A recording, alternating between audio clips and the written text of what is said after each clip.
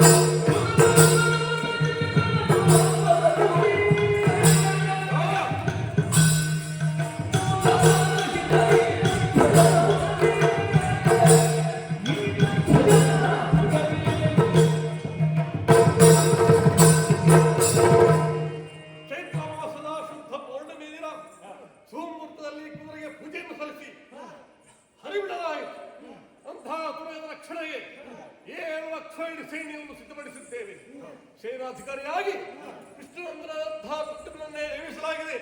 ಒಟ್ಟಂತದಲ್ಲಿ ನಾನೇ ಹೇಳಬೇಕು ಅವರಿಗೆ ಬಂದಿದ್ದೇನೆ. ಉತ್ತರ ದಿಕ್ಕಿನಿಂದಲೇ ಹೊರಟಂತಹ ನಮ್ಮ ಕುದುರೆ ಅದರ ಪಥಸಂಚಲನ ದಕ್ಷಿಣ ಮುಖವಾಗಿ ಪ್ರಾರಂಭವಾಯಿತು. ಪ್ರಾರಂಭದಲ್ಲಿ ಅದು ಪ್ರವೇಶಿಸಿತ್ತು ನೀಲಧ್ವಜನ ಪರವಾದಂತಹ ಬಾಹಿಷ್ಪತಿಯನ್ನು, ಆತನ ಕುಮಾರನಾದಂತಹ ಪ್ರವೀರನು ಕುದುರೆಯನ್ನು ಬಂಧಿಸಿದ. ಏನು ಮಾಡೋಣ? ಅಂತಹ ವೀರಪುತ್ರನನ್ನು ನಾವು ಯುದ್ಧದಲ್ಲಿ ಕಳೆದುಕೊಳ್ಳಬೇಕಾಯಿತು. ಆ ಬಳಿಕ ನೀಲಧ್ವಜನೇ ನಮ್ಮ ಪಾಳೆಯವನ್ನು ಸೇರಿ ಮುಂದೆ ಹೋದಂತಹ ನಮ್ಮ ಕುದುರೆ 10 ಹಲವು ದೇಶಗಳನ್ನು ಸಂಚರಿಸಿ ಕಪ್ಪ ಕಾಣಿಕೆಯನ್ನು ಸಂಗ್ರಹಿಸಿದ್ದೇವೆ. ಅಷ್ಟು ಮಾತ್ರವಲ್ಲ, ಮುಂದೆ ಹೋದಂತಹ ದುರ್ಗ ಸೇರಿತು ಸಂಪತಾವತಿಯನ್ನು. ಅಲ್ಲಿಯ ದೊರೆಯಾದಂತಹ ಹಂಸಧ್ವಜ ಆತನ ಮಗನಾದಂತಹ ಸುಧರ್ಮನು ತುರಗವನ್ನು ಬಂಧಿಸಿದ. ಹಂಸಧ್ವಜನು ಸುಧರ್ಮನು ಪರಮ ವೈಷ್ಣವ ಭಕ್ತರು. ಅವರ ವೈಷ್ಣವ ಭಕ್ತಿ ಪ್ರಪಂಚ ಮುಖಕ್ಕೆ ತಿಳಿಯುವಂತಹ ಕಾಲ ಅಲ್ಲಿ ಬಂದಿತ್ತು. ಆದ್ರೆ ಏನು ಮಾಡೋಣ, ಮಹಾಭಕ್ತರು ಮಹಾವೀರರು ಅಂತಹ ಸುಧರ್ಮನು ಯುದ್ಧದಲ್ಲಿ ಪ್ರಾಣವನ್ನು ಕಳೆದುಕೊಂಡರು. ಆ ಬಳಿಕ ಶ್ರೀಕೃಷ್ಣ ಸಲಹೆಯಂತೆ ಹಂಸಧ್ವಜರು ನಮ್ಮ ಪಾಳೆಯನ್ನು ಸೇರಿದ್ದು ಸಂತೋಷದ ವಿಚಾರ.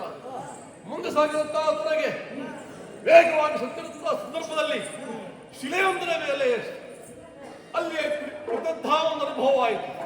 ಯಾಕೆ ಈ ರೀತಿ ಆಯಿತು, ಸ್ಥಗಿತಗೊಂಡದ್ದು ಯಾಕೆ ವೇಗ ಅಂತ ನೋಡಿದಾಗ ಸೌಭರ್ಯ ಮಹರ್ಷಿಗಳಿಂದ ಅರ್ಥವಾದದ್ದು ಚಂಡಿ ಉದ್ದಾಲಕರ ವೃತ್ತಾಂತ. ಚಂಡಿಯ ಚಾಪ ವಿಮೋಚನೆ ಆದ ಬಳಿಕ ನಮ್ಮ ಕುದುರೆ ಸಾಗಿದ್ದು ಆ ಶ್ರೀಮಂತನಿ ನಗರವನ್ನು, ಅಲ್ಲಿಯ ಅರದನ್ನೇ ಶ್ರೀರಾಜ್ಯದ ರಸಿ ಪ್ರಮೀಳೆ ಈ ತ್ರಿಲೋಕ ವಿಜಯಿಯಾದಂತಹ ಪ್ರಾರ್ಥನ ಶಕ್ತಿ ಸಾಮರ್ಥ್ಯಗಳನ್ನು ಮೆಚ್ಚಿದಂತಹ ಆಕೆ ನನ್ನನ್ನು ಸ್ವಾಗತಿಸಿದ್ದು ಯುದ್ಧದ ಮುಖೇನವೇ.